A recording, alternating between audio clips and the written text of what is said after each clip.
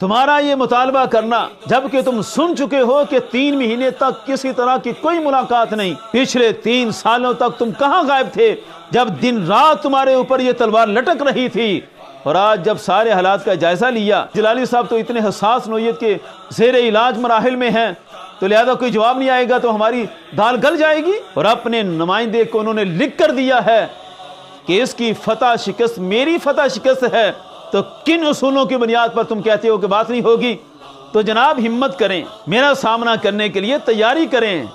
بھاگنے کے لیے راہ نہ اپنائیں، آپ کے لیے تو مسئلہ آسان ہو گیا۔ 26 دسمبر کو مناظرہ ہو کر رہے گا۔ بسم اللہ الرحمن الرحیم، صلی اللہ علی حبیبہ سیدنا محمد ووالدیہ وآلہ وسلم۔ ابھی کچھ دیر پہلے مفتی حنیف قریشی کا بیان سننے کا اتفاق ہوا۔ ہم سب سے پہلے تو اس کے بیان کا خیر مقدم کرتے ہیں اور اسے داد دیتے ہیں کہ شکر ہے اسے محسوس ہوا کہ ضربیں بہت شدید لگ چکیں، اب مناظرے پر بیان دینے کے سوا کوئی چارہ نہیں، اور اسے بالآخر حتمی بیان جاری کرنا پڑا۔ حنیف قریشی آخر میدان میں آیا کیوں؟ اس نے تو چمن زمان کو چھوڑا تھا کہ وہ میری جان چھڑا دے گا، لیکن چمن زمان نے ان سب کو ایسا پھنسایا ہے کہ اب ان بیچاروں کو خود ہی کوئی نئے بہانے تراشنے پڑے کہ کسی طرح ہم نکل جائیں، لیکن پرانے سارے بہانے ہیں کیس کو ازبر، نئے بہانے بناؤ کہ مناظرہ آیا ہے۔ اب تو کوئی اور بہانے بنانے پڑیں گے، یا آپ کے پرانے بہانوں ان سے ہم اچھی طرح آشنا ہیں، کسی طرح بھی آپ کو بھاگنے نہیں دیں گے۔ چمن زمان نے جو میرا جواب لکھنے کی کوشش کی، اس میں ایک قاعدے پر اس نے اپنے سارے سوالوں کا جواب رکھا، حالانکہ وہ قاعدہ ہی غلط بیان کر دیا، تو لہذا سارے سوالات اسی طرح باقی ہیں۔ وہ فیل ہوا، اور فیل ہوتے ہوتے وہ اپنی تحریروں میں یہ لکھ گیا جس پر میرا بنیادی نقطہ تھا کہ سیدنا تاجدار گولڑا پیر مہر علی شاہ صاحب رحمۃ اللہ علیہ جب یہی الفاظ سید عالم صلی اللہ علیہ وسلم کے لیے استعمال کر رہے تھے، گستاخی تھا کہ نہیں تھا؟ چمن زمان اپنی تحریروں میں لکھ کر دے گیا کہ جناب بالکل گستاخی ہے، اور میں گستاخی کہنے سے نہیں رکوں گا۔ وہ تو حضور تاجدار گولڑا سیدنا پیر مہر علی شاہ صاحب کو گستاخ، مرتد اور ہر طرح کا معاذ اللہ بدبخت ثابت کر کے گیا ہے۔ اس وجہ سے اب حنیف قریشی صاحب کو میدان میں آنا پڑا۔ تو یہ جناب کی بنیادی مجبوری بنی کہ جناب نے جو چلا ہوا کارتوس چھوڑا تھا اس نے کیا گل کھلانے تھے، یہ تو ان کو پہلے ہی اندازہ ہونا چاہیے تھا۔ خیر، اب حنیف قریشی تو میدان میں اترنے سے پہلے ہی بھاگ گیا۔ چیلنج تو یہ تھا کہ آپ نے چیلنج ایکسیپٹ کرنا ہے اور مناظرہ کرنا ہے، اور آپ نے جس طرح کا بیان دیا یہ تو مناظرے سے فرار کا بیان دیا کہ میں نے یہ راہ اختیار کی ہے فرار اختیار کرنے کے لیے۔ تو قصہ یہ ہے جناب، تمام عوام اہل سنت آگاہ ہیں کہ جس وقت ہمارے قائد محترم جیل میں تھے، اس وقت حنیف قریشی چیخ چیخ کر کہتا تھا کہ میں عدالت میں جا کر دلائل دوں گا، میرے پاس دلائل کی فائل پڑی ہوئی ہے، بھرپور تیاری ہے۔ پتا تھا کہ قائد محترم جیل میں ہیں تو بڑھ کے مار لینا بڑا آسان ہے۔ اسی طرح سیدہ کائنات کا بیرب ڈاکٹر لاہوری وہ گرفتار ہوا۔ اب چونکہ ڈاکٹر لاہوری صاحب کا مطالبہ تھا کہ مجھے سپریم کورٹ میں بلایا جائے، تو چونکہ ظاہر ہے ایک درجہ ہوتا ہے، پہلے ایک چھوٹا عالم ہوتا ہے، پھر بڑا درجہ ہوتا ہے، پھر بڑا درجہ ہوتا ہے، تو فوراً تو سپریم کورٹ میں نہیں آیا، ابھی چھوٹی کورٹ میں ان کو بلا دیا گیا ہے، اور اب کیس عدالت میں ہے۔ تو انشاءاللہ العزیز جو ہم غلامان اہل بیت ہیں،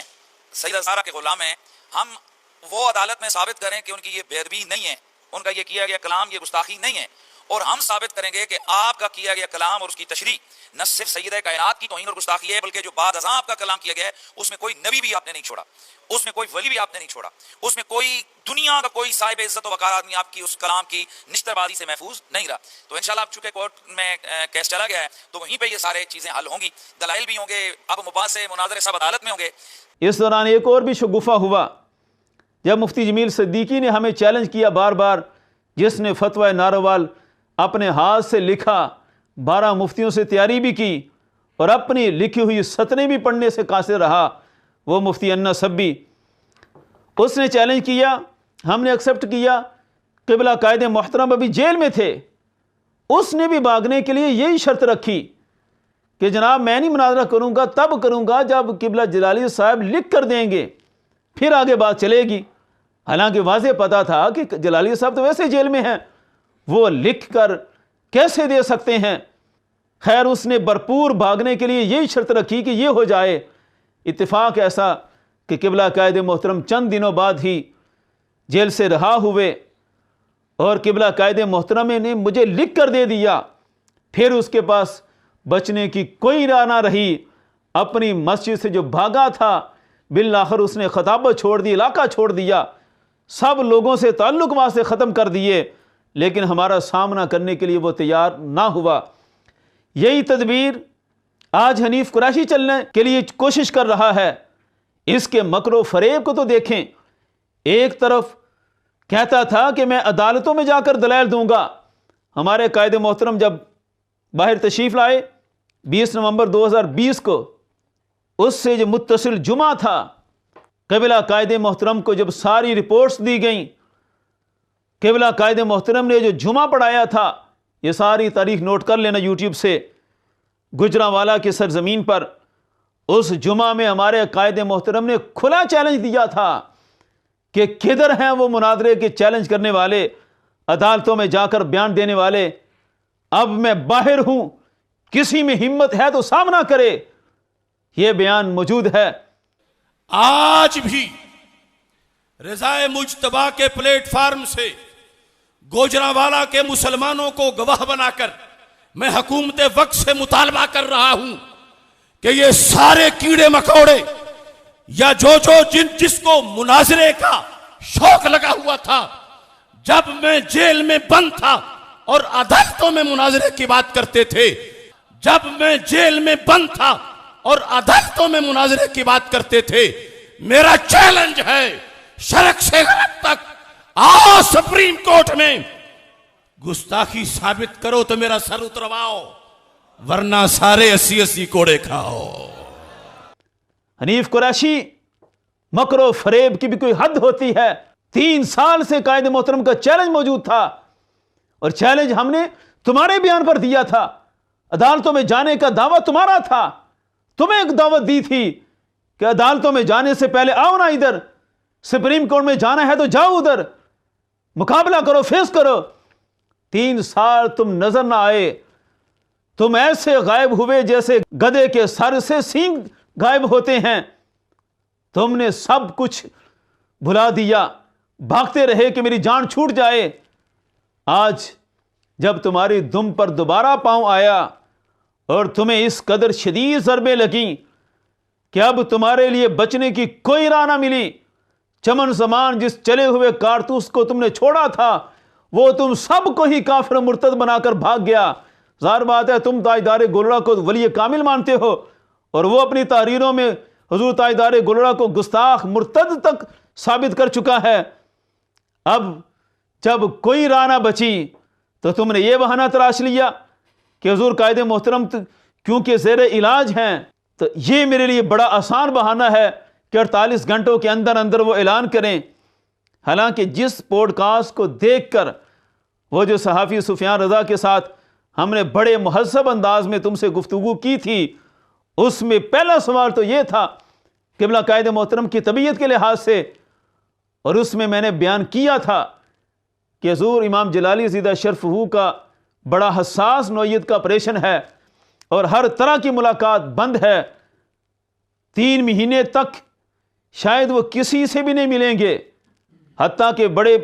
پرسنل احباب جو ہیں ان سے بھی کوئی ملاقات نہیں۔ کہ ڈاکٹر اشرف آصف جلالی صاحب حافظ اللہ تعالیٰ، ان کی صحت کیسی ہے؟ کیونکہ بہت ساری سوشل میڈیا پہ گردش کرتی رہی پوسٹیں ان کی صحت کے حوالے سے۔ قبلہ حضور کنز العلماء امام جلالی زیدہ شرفہ، آپ کا جو آپریشن کا جو انتہائی حساس معاملہ تھا، ٹرانسپلانٹ، وہ مکمل ہو چکا ہے اور ابھی اسپتال میں ہیں اور ابھی انتہائی نگہداشت والی صورتحال میں ہیں، تو مکمل ریسٹ ہے فی الحال، تو کوئی بھی ان کے قریب نہیں جاتا اور کچھ عرصے تک وہ انتہائی نگہداشت میں رہیں گے، اور اس کے بعد انشاءاللہ کچھ عرصہ ان کا ریسٹ کا ہوگا، اور اس کے بعد انشاءاللہ اللہ کے فضل و کرم سے چونکہ یہ آپریشن کا مرحلہ تھا وہ مکمل ہو چکا، اب انشاءاللہ جلد واپس آ کر یہ ساری جو پروسیجر مکمل ہوں گے تو انشاءاللہ حضور کنز العلماء امام جلالی زیدہ شرفہ اپنے سارے معاملات کو دوبارہ نئے سرے سے بھرپور طریقے سے شروع فرمائیں گے اللہ کے فضل اور کرم سے انشاءاللہ۔ اور بات ہے کچھ عرصہ تو اب جو آپریشن جس حساس میت کا ہے تو جن کو اس کا اندازہ ہے تو عمومی طور پر ڈاکٹر کہتے ہیں کہ 3 مہینے تک کوئی بندہ قریب تک نہ جائے، تو اس لحاظ سے کچھ عرصہ تو لگے گا، باقی واللہ عالم کتنا ٹائم لگتا ہے مکمل طور پر صحت یابی میں، تو اس کے بعد انشاءاللہ قبلہ کنسول علماء بھرپور طریقے سے آئیں گے میدان میں انشاءاللہ۔ اب ان حالات میں تمہارا یہ مطالبہ کرنا، جب کہ تم سن چکے ہو کہ 3 مہینے تک کسی طرح کی کوئی ملاقات نہیں، یہ سارا سننے کے بعد تم نے کہا کہ 48 گھنٹوں میں مجھے جواب دیں اور پھر آگے سب کچھ طے کیا جائے، یہ کیا اخلاقی اقدار کے موافق ہے؟ اخلاقی اقدار کی تو اتنی باتیں کرتے تھے تمہارے دوست اویس ربانی صاحب، کیا یہ بات اخلاقیات پر پورا اترتی ہے؟ یہ کہاں کی اخلاقیات ہے کہ تم جان کر پھر کہتے ہو کہ میں نے انہی دنوں میں کرنا ہے؟ پچھلے 3 سالوں تک تم کہاں غائب تھے جب دن رات تمہارے اوپر یہ تلوار لٹک رہی تھی کہ آؤ میدان میں؟ ان ایام میں تم کبھی نظر نہ آئے، اور آج جب سارے حالات کا جائزہ لیا تو چمن زمان نے بھی اسی لیے چیلنج کیا تھا،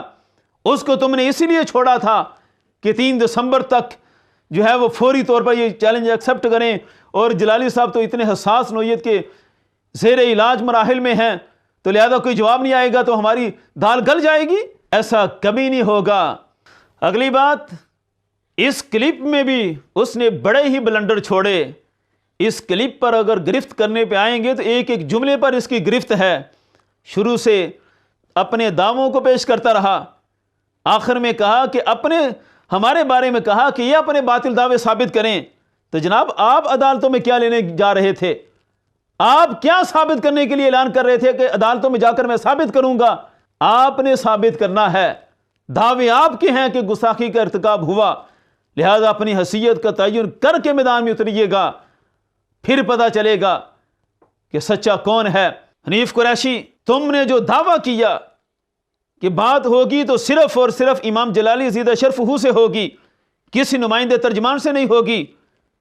اس دعوے کو اپنے اصولوں کے مطابق ثابت کرو کہ یہ کہاں لکھا ہے کہ صرف انہی سے بات ہوگی جب وہ زیر علاج ہیں، جب وہ ان حالات میں گفتگو کے لیے نہیں آ سکتے، اور اپنے نمائندے کو انہوں نے لکھ کر دیا ہے کہ اس کی فتح شکست میری فتح شکست ہے، تو کن اصولوں کی بنیاد پر تم کہتے ہو کہ بات نہیں ہوگی؟ تم بات کرتے تھے عدالتوں میں جانے کی، تمہیں عدالتوں کے قوانین نہیں پتا کہ عدالتوں میں ہر جگہ کیا موکل پیش ہوتا ہے؟ کیا جو موکل اپنا وکیل جب مقرر کر دے تو پھر وکیل کی ہر بات موکل کی بات نہیں ہوتی؟ تو اس لیے اصولوں کے مطابق رہیں۔ قبلہ امام جلالی سیدہ شرفہ نے ہمیں جیل سے آتے ہی لکھ کر دے دیا تھا کہ جس نے بات کرنی ہے آ جائے۔ ہاں، اگر اس سارے دھڑے کا گرو گھنٹال وہ عرفان شاہ میدان میں آتا ہے تو ہم نے کئی دفعہ مذاکرات کیے، تمہارے وہ منور شاہ بخاری صاحب سے، جاؤ ان سے ہسٹری پوچھ لو، بات کرنی ہے تو ہم سے ہی ہوگی، ان حالات میں تو ویسے ہی ہم سے ہوگی، چاہے وہ گرو گھنٹال صاحب بھی آ جائیں، ہر طور پر انہیں بات ہم سے ہی کرنی ہوگی، ہم سے کریں گے تو پھر پتہ چلے گا۔ اور ویسے بھی عام سادہ فہم بندہ بھی سمجھ سکتا ہے کہ جناب ایک بندے نے جب لکھ کر دے دیا کہ اس سے بات کر لیں، اس کو شکست دے دیں، میری شکست ہو گئی، تو مسئلہ تو آپ کے لیے آسان ہو گیا۔ میں کوئی اتنا خطرناک بندہ تو نہیں ہوں جتنا آپ ڈر جاتے ہیں مجھ سے، میرے تو اتنے مناظرے بھی وائرل نہیں ہیں۔ میرا تو عالم یہ ہے کہ جس طرف بھی جاتا ہوں کہتے ہیں کہ وہ آیا ہے 4 قدم آگے مجھ سے، میری ہیبت، کہ میری تو ہیبت سے ہی سارے بھاگ جاتے ہیں۔ تو جناب اتنا خوف زدہ نہ ہوں، تھوڑا سا ہوش میں آئیں، تو جناب ہمت کریں، میرا سامنا کرنے کے لیے تیاری کریں، بھاگنے کے لیے راہ نہ اپنائیں، آپ کے لیے تو مسئلہ آسان ہو گیا، اور ہم انتظار کریں گے کہ آپ اصولوں کے مطابق 26 دسمبر کو آنے کا اعلان ضرور کریں گے، اور میدان بھی مرکز صراط مستقیم ہی ہوگا۔ 4 دفعہ ہم آپ کے بتائے ہوئے میدانوں میں گئے ہیں، لیکن ہر دفعہ آپ لوگ باقی ہیں۔ ہمارے مناظر مفتی شاہد عمران صاحب کی گرفتاری اسلام آباد میں آپ لوگوں نے ہی کروائی تھی، جب جامعہ اسلام آباد والوں نے بلایا تو یہ بڑا کچھ ہو گیا۔ ایک دفعہ ہمارے ساتھ بھی یہ رویہ اپنا کر دیکھیں، پھر ہمارے حسن سلوک کی بھی مثالیں دیں گے یہ سارے، انشاءاللہ 26 दिसंबर को मुनाजरा होकर रहेगा। ताजदार ख़त्म नबूवत जिंदाबाद जिंदाबाद, ताजदार ख़त्म मासूमियत जिंदाबाद जिंदाबाद।